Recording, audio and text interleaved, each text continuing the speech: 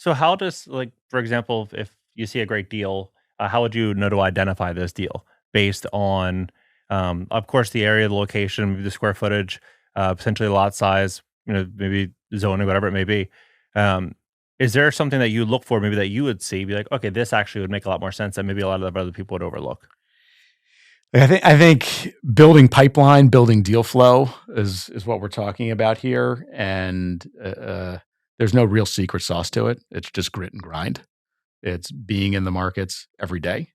It's knowing the players in the market, the Yep. brokers, the owners in today's world, the lenders that control a lot of debt that may be going bad. It's a lot of data mining, right? Understanding, like we talked about, what are the themes that we like, and then finding things in those markets, in those themes, and understanding, hey, where may there be a building that's going vacant, where maybe the seller could be in a little distress or things like that. So we're doing that every day at our desk. We're talking every day with the people in the market. Right. We're boots on the ground in those markets, walking it every day. And the combination of those things, what builds deal pipeline. And then you're looking physically at the physical characteristics of the real estate. But I think a lot of it, the physical characteristics are more, hey, what can I charge for it, right? Is it brand new with all the dock systems that we need and the clear heights that are perfect today? Obviously, you can charge more rent for that than an old gritty building in let's say Riviera Beach. But Right. Riviera Beach is also one of the best last mile markets there is. So you can look at these little gritty buildings and they still have utility, even though some of the physical aspects are obsolete. They're important because of that last mile aspect. So it's more, building pipeline to find things that fit in the themes and then pricing them accordingly based on what we need to do physically to the asset, and then what can we charge in rent, and then what does that mean we could pay for it. Do you ever build ground We up? do, we don't develop. We don't develop. I think it's a different discipline, and probably for a podcast for a different day. I think it's a much higher risk proposition Yep. because whatever you're building today, you're hoping the market will be there or will To remain support the it same later? for 3 years down the road. So it's just the not that it's not a good model.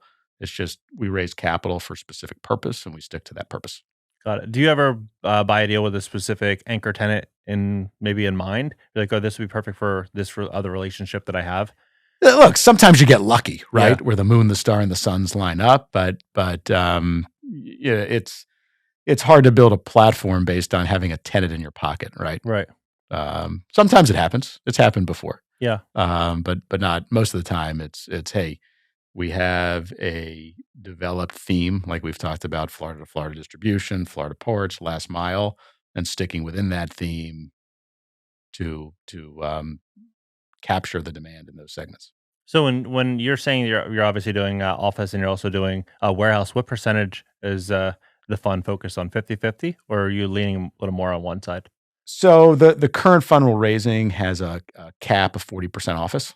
While I think it's the single best risk adjusted return opportunity out there right now, we also recognize it's also the riskiest Mm-hmm. because we don't know.